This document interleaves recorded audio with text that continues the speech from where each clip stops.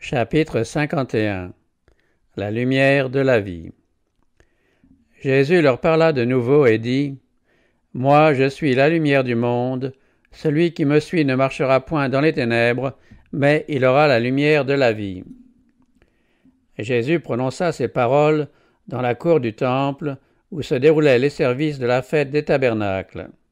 Au centre de cette cour se dressaient deux grands montants, auxquels étaient suspendus des pieds de lampe de grande dimension. À la suite du sacrifice du soir, toutes les lampes étaient allumées et projetaient leur lumière sur la ville de Jérusalem.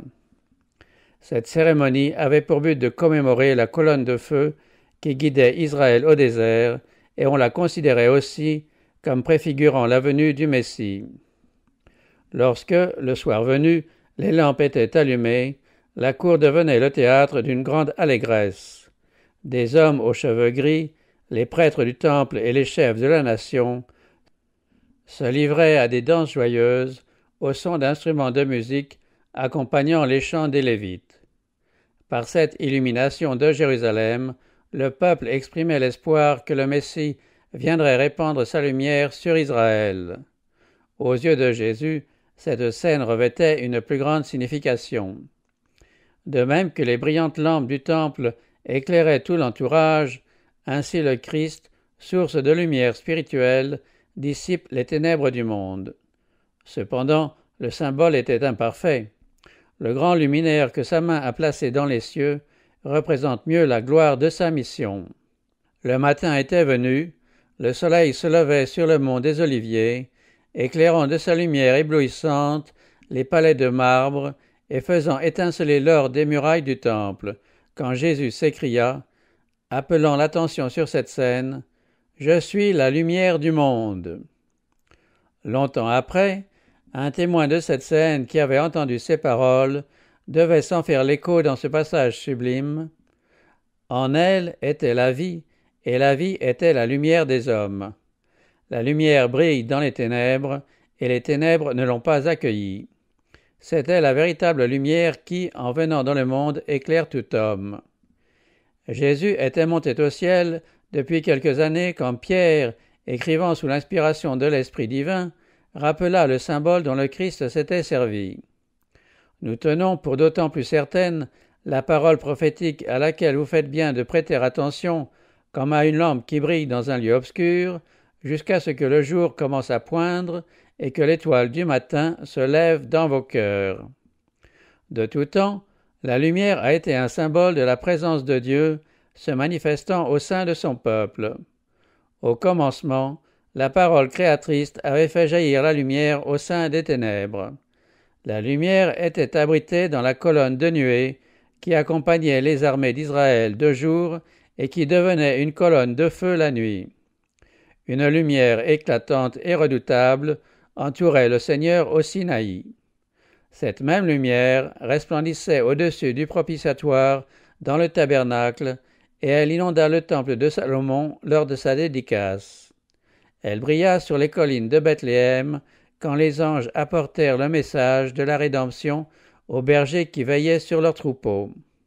Dieu est la lumière, et par les mots « Je suis la lumière du monde », le Christ affirmait qu'il était un avec Dieu, tout en soulignant sa relation avec toute la famille humaine. C'est lui qui avait fait briller la lumière du sein des ténèbres. C'est lui qui communique la lumière au soleil, à la lune, aux étoiles. La lumière spirituelle qui resplendissait sur Israël à travers les symboles, les figures et les prophéties, c'était lui. Cette lumière n'était pas destinée uniquement au peuple juif. De même que les rayons du soleil pénètrent jusqu'aux extrêmes limites de la terre, la lumière du soleil de justice éclaire tout homme. C'était la véritable lumière qui, en venant dans le monde, éclaire tout homme. Le monde a eu ses grands maîtres, géants intellectuels, remarquables chercheurs, dont les déclarations ont stimulé la pensée et ouvert à l'esprit de vastes champs de connaissances. Ces hommes ont été honorés comme guides et bienfaiteurs de leur race. Mais il est quelqu'un qui les surpasse tous. À tous ceux qui l'ont reçu, la parole a donné le pouvoir de devenir enfants de Dieu. Personne n'a jamais vu Dieu. le Dieu Fils unique, qui est dans le sein du Père, lui, l'a fait connaître. Si haut dans l'histoire que remonte la suite des grands hommes du monde, la lumière les avait précédés. De même que la Lune et les planètes du système solaire réfléchissent la lumière du Soleil, les grands penseurs du monde, quand leur enseignement est vrai, ne font que réfléchir les rayons du Soleil de justice. Tout gemme de la pensée, tout éclair de l'intelligence procède de la lumière du monde. On parle beaucoup aujourd'hui d'instruction supérieure. Or, il n'est de véritable instruction supérieure que celle ayant sa source en celui, en qui sont cachés tous les trésors de la sagesse et de la connaissance. En elle était la vie, et la vie était la lumière des hommes. Celui qui me suit, dit Jésus, ne marchera pas dans les ténèbres, mais il aura la lumière de la vie. En disant « Je suis la lumière du monde », Jésus affirmait sa messianité. Le vieillard Siméon, dans ce même temple où Jésus enseignait maintenant, l'avait présenté en ces termes « Lumière pour éclairer les nations et gloire de ton peuple Israël ». Il lui appliquait ainsi une prophétie bien connue de tout Israël. En effet, le Saint-Esprit avait déclaré par la bouche du prophète Ésaïe « C'est trop peu que tu sois mon serviteur, chargé de relever les tribus de Jacob et de ramener les débris d'Israël. Je veux faire de toi la lumière des nations, afin que mon salut parvienne jusqu'aux extrémités de la terre. » Cette prophétie était généralement appliquée au Messie. Quand donc Jésus disait « Je suis la lumière du monde », on ne pouvait s'empêcher de voir qu'il se donnait ainsi comme celui qui avait été promis. Pour les pharisiens et les chefs, c'était là une prétention arrogante. Ils ne pouvaient supporter l'idée qu'un homme semblable à eux eût de telles prétentions. Feignant d'ignorer ses paroles, ils lui demandèrent « Qui es-tu » Ils espéraient le forcer à se déclarer le Christ. Son apparence et son œuvre étaient si éloignées de l'attente du peuple que, c'est du moins ce que pensaient ses astucieux ennemis, s'il s'était annoncé directement comme le Messie, il eût été rejeté comme un imposteur. À la question « Qui es-tu » Jésus répondit cependant « Ce que je vous dis dès le commencement ». Le contenu de ses paroles était confirmé par son caractère. Il était une incarnation des vérités qu'il enseignait. Il ajouta « Je ne fais rien de moi-même, mais je parle selon ce que le Père m'a enseigné. Celui qui m'a envoyé est avec moi, il ne m'a pas laissé seul, parce que je fais toujours ce qui lui est agréable. » Plutôt que d'essayer d'appuyer ses prétentions à la messianité, il affirma qu'il était un avec Dieu. Si leurs esprits avaient été ouverts à l'amour de Dieu, ils eussent reçu Jésus. Comme beaucoup de ses auditeurs se sentaient attirés vers lui par la foi, il leur dit « Si vous demeurez dans ma parole, vous êtes vraiment mes disciples. Vous connaîtrez la vérité, et la vérité vous rendra libres. » Les pharisiens se crurent offensés par ces paroles. Oubliant que depuis longtemps ils étaient assujettis à un joug étranger, ils s'écrièrent en colère « Nous sommes la descendance d'Abraham, et nous n'avons jamais été les esclaves de personne. Comment dis-tu, vous deviendrez libres ?» Jésus considéra ces hommes, esclaves de leur malice, qui ne songeaient qu'à la vengeance, et leur répondit avec tristesse « en vérité, je vous le dis, quiconque commet le péché est esclave du péché. » Ils étaient retenus dans le pire des esclavages, gouvernés qu'ils étaient par l'esprit du mal. Toute âme qui refuse de se donner à Dieu se place sous la domination d'une autre puissance. Elle ne s'appartient plus, elle peut parler de liberté, en réalité elle se trouve dans l'esclavage le plus abject. Elle n'aperçoit pas la beauté de la vérité, dominée qu'elle est par Satan. Alors qu'elle se flatte de n'obéir qu'aux décisions de son propre jugement, elle est soumise à la volonté du prince des ténèbres. Le Christ est venu pour briser les entraves de l'esclavage du péché qui enserre l'âme. Si donc le Fils vous rend libre, vous serez réellement libre. La loi de l'Esprit de vie en Christ Jésus t'a libéré de la loi du péché et de la mort. Aucune contrainte dans l'œuvre de la rédemption. Aucune force extérieure n'intervient. Placé sous l'influence de l'Esprit de Dieu, l'homme est libre de choisir qui il veut servir. Lors du changement qui se produit Au moment où une âme se livre au Christ, cette âme a le sentiment d'une entière liberté. C'est l'âme elle-même qui bannit le péché. Il est vrai que nous ne possédons pas en nous-mêmes le pouvoir de nous soustraire à la domination de Satan, mais quand nous désirons être affranchis du péché et que notre détresse nous arrache un cri en vue d'obtenir une puissance venant du dehors et d'en haut, les facultés de l'âme sont pénétrées par l'énergie du Saint-Esprit qui permet d'obéir aux décisions de la volonté en accord avec la volonté divine. L'affranchissement de l'homme n'est possible qu'à une condition, devenir un avec le Christ. La vérité vous rendra libre, or le Christ est la vérité. Le péché ne peut triompher qu'en affaiblissant l'esprit et en supprimant la liberté de l'âme. Se soumettre à Dieu, c'est se retrouver soi-même, avec la vraie gloire et la dignité humaine. La loi divine à laquelle nous sommes assujettis, c'est la loi de la liberté. Les pharisiens avaient déclaré qu'ils étaient enfants d'Abraham. Jésus leur dit qu'une telle prétention n'était valable que s'ils accomplissaient les œuvres d'Abraham. Les véritables enfants d'Abraham sont ceux qui vivent comme lui dans l'obéissance à Dieu. Ils ne chercheraient pas à mettre à mort celui qui leur apportait la vérité telle qu'ils l'avaient reçue de Dieu. En complotant contre le Christ, les rabbins n'accomplissaient pas les œuvres d'Abraham. Descendre simplement d'Abraham selon la chair n'a aucune valeur. On est son enfant qu'en maintenant un rapport spirituel avec lui, ce qui serait manifesté par la possession du même esprit qui l'animait et par l'accomplissement des mêmes œuvres. Le même principe s'applique à la question si souvent débattue dans le monde chrétien, celui de la succession apostolique. De même que la descendance d'Abraham était établie, non par le nom ou la naissance, mais par la similitude des caractères, ainsi la succession apostolique dépend non d'une transmission de l'autorité ecclésiastique, mais d'une relation spirituelle.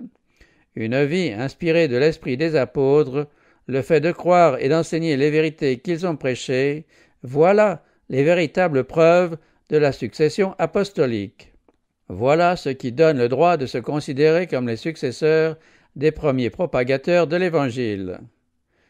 Jésus niait que les Juifs fussent les enfants d'Abraham. Il dit « Vous faites les œuvres de votre père ». Ils lui répondirent sur un ton moqueur « Nous ne sommes pas des enfants illégitimes, nous avons un seul père, Dieu ». Par cette allusion aux circonstances de sa naissance, ils attaquaient le Christ en présence de ceux qui commençaient à croire en lui. Sans prêter la moindre attention à cette vile insinuation, Jésus dit « Si Dieu était votre Père, vous m'aimeriez, car c'est de Dieu que je suis sorti et que je viens. » Leurs œuvres attestaient leur lien de parenté avec celui qui a été menteur et meurtrier dès le commencement. « Vous avez pour père le diable, dit Jésus, et vous voulez accomplir les désirs de votre père. » Il a été meurtrier dès le commencement, et il ne s'est pas tenu dans la vérité, parce que la vérité n'est pas en lui. Et moi, parce que je dis la vérité, vous ne me croyez pas? Parce que Jésus disait la vérité avec une pleine assurance, les chefs juifs ne voulurent pas le recevoir. La vérité blessait ses propres justes. La vérité dévoilait la fausseté de leurs erreurs, elle condamnait leur enseignement et leur conduite. Aussi, ne lui faisait-il pas bon accueil. Plutôt que d'avouer humblement qu'ils étaient dans l'erreur, ils préféraient fermer les yeux à la vérité. Ils n'aimaient pas celle-ci et ne la désiraient pas, quoiqu'elle fût la vérité. Qui de vous me convaincra de péché? Si je dis la vérité, pourquoi ne me croyez-vous pas? Jour après jour, 3 années durant, ses ennemis avaient suivi le Christ, cherchant à découvrir quelques taches dans son caractère. Satan et ses armées avaient tout tenté pour le vaincre. Ils n'avaient rien trouvé en lui qui leur offrît le moindre avantage. Les démons eux-mêmes s'étaient vus contraints de confesser qu'il était le Saint de Dieu. Jésus vivait en harmonie avec la loi, à la vue du ciel, des mondes qui n'ont pas connu le péché et des hommes pécheurs. En présence des anges, des hommes et des démons, il avait lancé un défi qui dans toute autre bouche eût été un blasphème, « Je fais toujours ce qui lui est agréable ». Puisque les Juifs ne voulaient pas le recevoir, bien qu'ils n'eussent trouvé aucun péché en Christ, il était prouvé qu'ils n'avaient rien de commun avec Dieu. Ils ne reconnaissaient pas sa voix dans le message de son Fils. Alors qu'ils s'imaginaient prononcer un jugement sur le Christ, en réalité, ils se condamnaient eux-mêmes. Celui qui est de Dieu écoute les paroles de Dieu, dit Jésus. Vous n'écoutez pas parce que vous n'êtes pas de Dieu. Cette leçon garde sa valeur pour tous les temps. Il en est plus d'un qui se plaît à ergoter, à critiquer, à chercher un défaut dans la parole de Dieu, et qui s'imagine prouver par là l'indépendance de son jugement et sa perspicacité. Il croit pouvoir s'ériger en juge de la Bible, alors qu'en réalité il se juge lui-même. Il montre son incapacité d'apprécier les vérités d'origine céleste dont la portée est éternelle. L'effroi ne le saisit pas en présence de la justice de Dieu qui se dresse devant lui comme une haute montagne. Occupé à rechercher des vétilles et des brins de paille, il trahit une nature étroite et charnelle, un cœur qui est de moins en moins capable d'apprécier Dieu. Un cœur qui a répondu à l'attouchement divin recherchera ce qui peut accroître sa connaissance de Dieu, ce qui est susceptible de polir et d'ennoblir le caractère. Tout comme une fleur se tourne vers le soleil, dont les brillants rayons font ressortir la beauté de ses nuances, l'âme se tournera vers le soleil de justice pour que la lumière céleste embellisse son caractère en lui communiquant les grâces du caractère du Christ. Jésus poursuivit son discours, faisant ressortir un contraste entre la position des Juifs et celle d'Abraham. Abraham, votre père, a tressailli d'allégresse à la pensée de voir mon jour, il l'a vu et il s'est réjoui. Abraham avait vivement désiré voir le Sauveur promis. Il avait demandé avec instance de pouvoir contempler le Messie avant de mourir. Et il a vu le Christ. Favorisé par une lumière surnaturelle, il reconnut le divin caractère du Christ. Il vit son jour et se réjouit. Il lui fut donné de percevoir le sacrifice divin pour le péché. Sa propre expérience lui offrit une image de ce sacrifice. Il reçut l'ordre « Prends ton fils, ton unique, celui que tu aimes, Isaac, offre-le en holocauste. » Il plaça le fils de la promesse sur l'autel du sacrifice, ce fils en qui se concentraient toutes ses espérances. Alors qu'il brandissait le couteau, prêt à se conformer à l'ordre divin, une voix venant du ciel se fit entendre à lui « Ne porte pas la main sur l'enfant et ne lui fais aucun mal. Je sais maintenant que tu crains Dieu, puisque tu n'as pas refusé ton fils, ton unique. » Cette terrible épreuve fut imposée à Abraham pour lui permettre de voir le jour du Christ, de comprendre le grand amour dont Dieu a aimé le monde, si grand que pour le sauver de sa dégradation, il n'a pas hésité à livrer son fils unique à une mort ignominieuse. Abraham a appris de Dieu la plus grande leçon qui puisse être donnée à un mortel. Il avait demandé à voir le Christ avant de mourir, sa prière fut exaucée. Il vit le Christ, il vit tout ce qu'un mortel peut voir et survivre. En s'abandonnant entièrement, il fut rendu capable de comprendre la vision du Christ qui lui était accordée. Il lui fut montré qu'en donnant son Fils unique pour sauver les pécheurs d'une ruine éternelle, Dieu avait consenti au plus grand sacrifice et au plus étonnant qui ait jamais été demandé à un homme. L'expérience d'Abraham fournissait une réponse à la question « Avec quoi me présenterai-je devant l'Éternel et me prosternerai-je devant le Dieu Très-Haut? Irai-je au-devant de lui avec des holocaustes, avec des veaux d'un an? L'Éternel voudra-t-il agréer des milliers de béliers, des myriades de torrents d'huile? Donnerai-je mon premier-né pour mon forfait, le fruit de mes entrailles pour le péché de mon âme? » Les paroles d'Abraham « Mon fils, Dieu se pourvoira lui-même de l'agneau pour l'holocauste. » Et la victime que Dieu accepta à la place d'Isaac enseignaient que personne ne peut expier ses propres péchés. Le système païen des sacrifices est absolument inacceptable aux yeux de Dieu. Aucun père ne devait offrir son fils ou sa fille en sacrifice pour le péché. Seul le Fils de Dieu est qualifié pour porter la culpabilité du monde. Grâce à sa propre souffrance, Abraham put contempler la mission de sacrifice du Sauveur. Mais Israël ne voulait pas comprendre ce qui est désagréable à un cœur orgueilleux. Les auditeurs de Jésus ne virent pas la profonde signification des paroles du Christ concernant Abraham. Pour les pharisiens, ces paroles ne firent qu'offrir une nouvelle raison d'ergoter. Ils répliquèrent en ricanant « Tu n'as pas encore 50 ans et tu as vu Abraham ?» Jésus répondit avec une grande solennité « en vérité, je vous le dis, avant qu'Abraham fût, moi je suis. » Un grand silence s'établit dans l'assemblée. Le rabbi galiléen s'était approprié le nom de Dieu révélé à Moïse pour exprimer l'idée de la présence éternelle. Il se donnait comme l'être existant par lui-même, celui qui avait été promis à Israël, celui dont l'origine remonte aux temps anciens, aux jours éternels.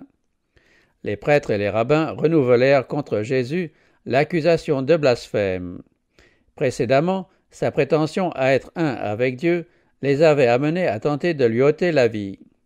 Quelques mois plus tard, ils allaient dire « Ce n'est pas pour une œuvre bonne que nous te lapidons, mais pour un blasphème, et parce que toi, qui es un homme, tu te fais Dieu. » Parce qu'il était le Fils de Dieu et se donnait pour tel, il voulait le détruire. En ce moment, de nombreux assistants, prenant position pour les prêtres et les rabbins, ramassèrent des pierres pour les jeter contre lui. Mais Jésus se cacha et sortit du temple. La lumière brille dans les ténèbres, et les ténèbres ne l'ont pas accueilli. Jésus vit en passant un homme aveugle de naissance. Ses disciples lui demandèrent « Rabbi, qui a péché, lui ou ses parents, pour qu'il soit né aveugle ?»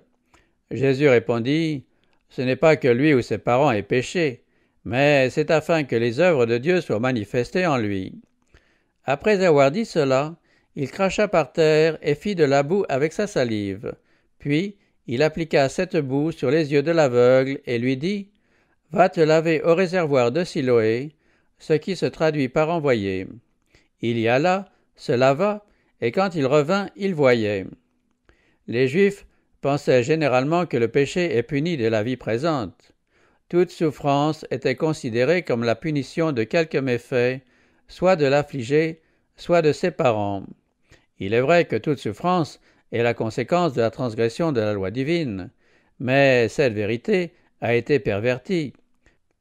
Satan, l'auteur du péché et de ses résultats, a fait croire aux hommes que la maladie et la mort procèdent de Dieu et constituent une punition infligée arbitrairement en raison du péché. D'où il s'ensuivait que quelqu'un qui était frappé par quelque grande affliction ou calamité était regardé comme un grand pécheur, ce qui ajoutait à son malheur. Ceci préparait les Juifs à rejeter Jésus. Pour avoir porté nos maladies et s'être chargé de nos douleurs, les Juifs le croyaient puni, frappé de Dieu et humilié, et il se couvrait le visage à sa vue. Dieu avait donné une leçon destinée à prévenir cela. L'histoire de Job avait montré que la souffrance est infligée par Satan et que Dieu réalise par elle ses desseins miséricordieux. Cette leçon n'a pas servi à Israël. L'erreur que Dieu avait reprochée aux amis de Job a été répétée par les Juifs qui ont rejeté le Christ. L'opinion entretenue par les Juifs au sujet du rapport existant entre le péché et la souffrance était partagée par les disciples du Christ. Jésus corrigea cette erreur sans toutefois leur indiquer la cause du malheur de cet homme, et il leur en montra le résultat. Ce serait une occasion pour manifester les œuvres de Dieu. « Pendant que je suis dans le monde, dit-il, je suis la lumière du monde. » Puis, ayant oint les yeux de l'aveugle, il l'envoya se laver dans la piscine de Siloé. Cet homme recouvra la vue. Ainsi, Jésus répondit à la question des disciples d'une manière pratique, comme il le faisait quand on l'interrogeait par curiosité. Les disciples n'avaient pas à discuter pour savoir qui avait ou n'avait pas péché. Ils devaient simplement entrevoir la puissance et la miséricorde de Dieu, grâce auquel l'aveugle retrouvait l'usage de ses yeux. Il est bien évident que l'argile ne recélait aucune vertu guérissante, pas plus d'ailleurs que la piscine où l'aveugle alla se laver.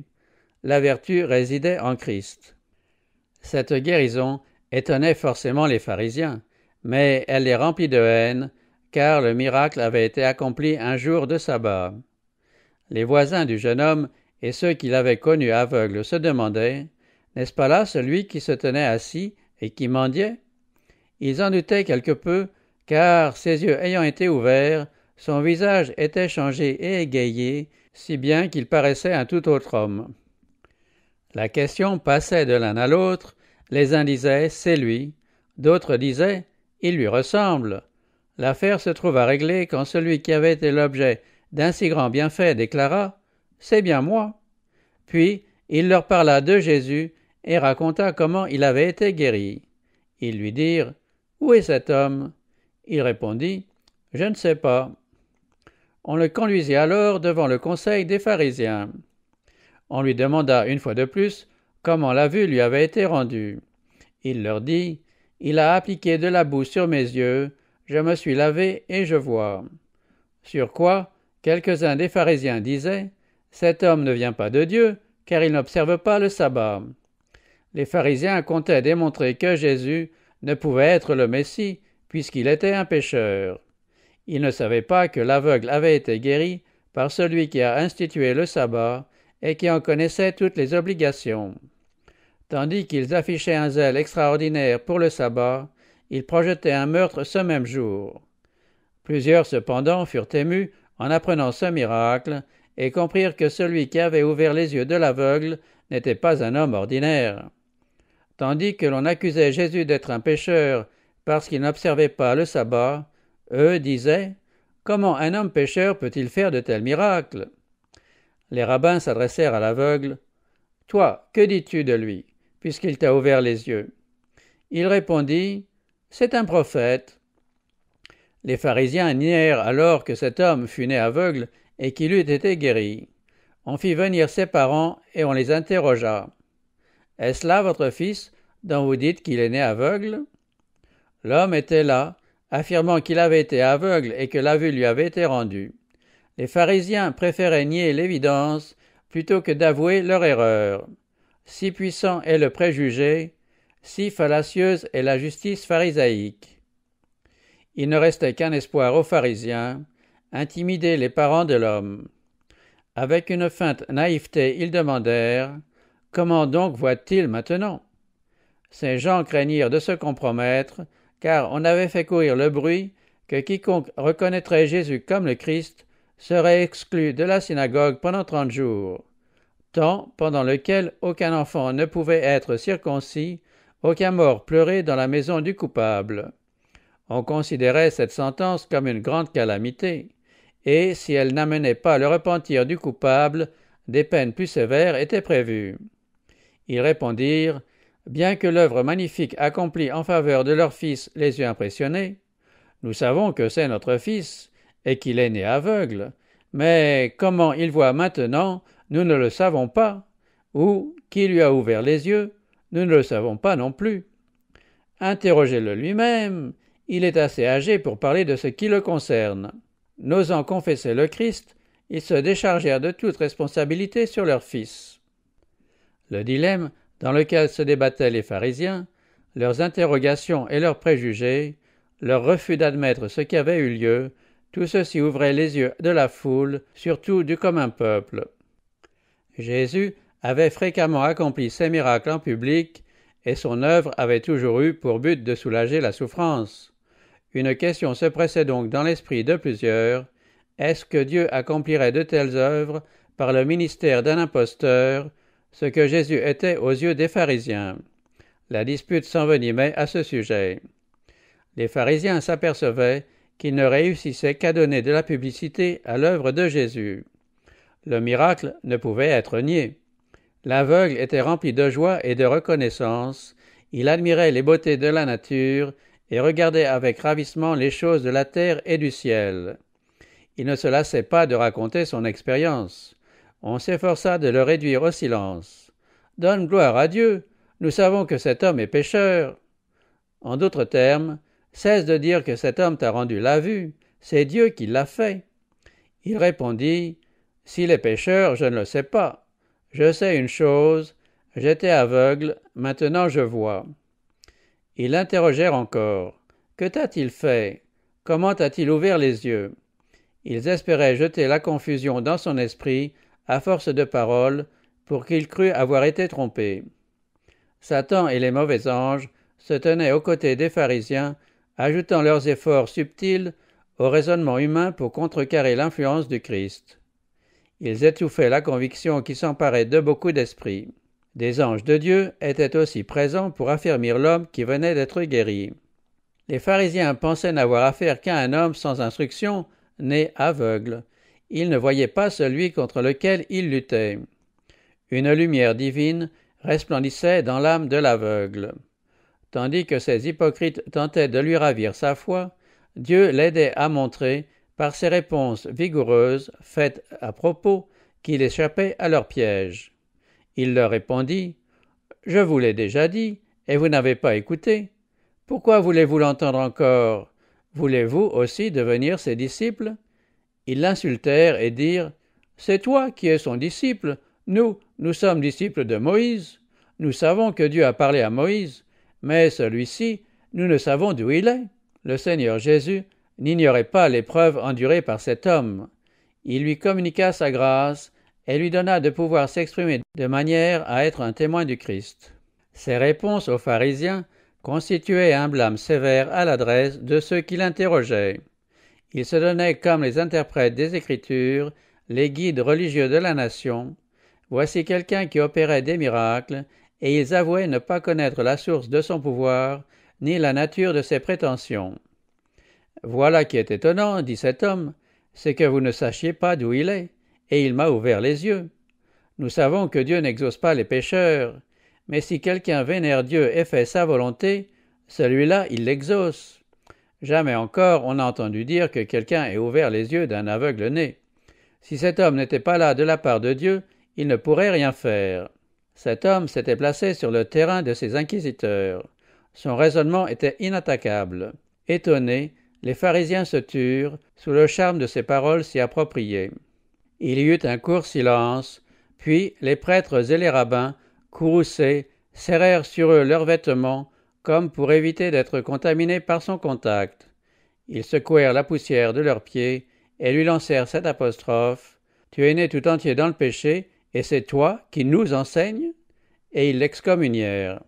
Jésus, sachant ce qui s'était passé, le rencontra tôt après et lui demanda, « Crois-tu au Fils de Dieu ?» L'aveugle voyait pour la première fois le visage de son guérisseur.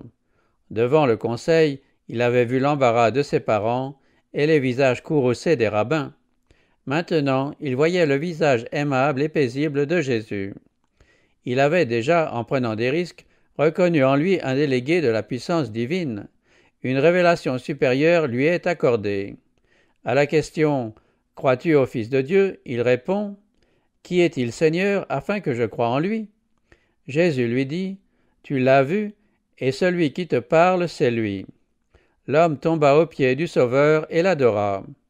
Non seulement sa vue physique lui avait été rendue, mais les yeux de son entendement avaient été ouverts. Le Christ s'était révélé à son âme, et il l'avait reçu comme l'envoyé de Dieu. Un groupe de pharisiens s'étant approché, à leur vue, Jésus songea au contraste qui résultait toujours de ses paroles et de ses œuvres. Il dit, « Je suis venu dans ce monde pour un jugement, afin que ceux qui ne voient pas voient, et que ceux qui voient deviennent aveugles. » Le Christ était venu pour ouvrir les yeux des aveugles, pour éclairer ceux qui gisent dans les ténèbres. Il s'était donné comme la lumière du monde. Le miracle qu'il venait d'accomplir confirmait sa mission. Les gens qui ont contemplé le Sauveur lors de sa venue ont été favorisés par une manifestation de la divine présence plus complète que tout ce dont le monde avait bénéficié auparavant. La connaissance de Dieu fut révélée d'une manière plus parfaite. Mais cette révélation elle-même faisait peser un jugement sur les hommes. Le caractère de chacun était soumis à l'épreuve, la destinée de chacun était décidée. La manifestation de la puissance divine, qui avait donné à l'aveugle la vue physique et la vue spirituelle, avait laissé les pharisiens dans de plus épaisses ténèbres. Se sentant visés par les paroles du Christ, quelques-uns de ses auditeurs demandèrent « Nous aussi, sommes-nous aveugles ?» Jésus répondit « Si vous étiez aveugles, vous n'auriez pas de péché. Si Dieu vous avait empêché de voir la vérité, votre ignorance serait excusable. Mais maintenant vous dites « Nous voyons ». Vous pensez être capable de voir, et voilà que vous rejetez les moyens qui seuls pourraient vous assurer la vue. À tous ceux qui ont été conscients de leurs besoins, le Christ a offert une aide infinie. Mais les pharisiens ne voulaient avouer aucun besoin. Refusant de venir à Christ, ils restaient aveugles, mais aussi responsables de leur état de cécité. Votre péché subsiste, leur dit Jésus.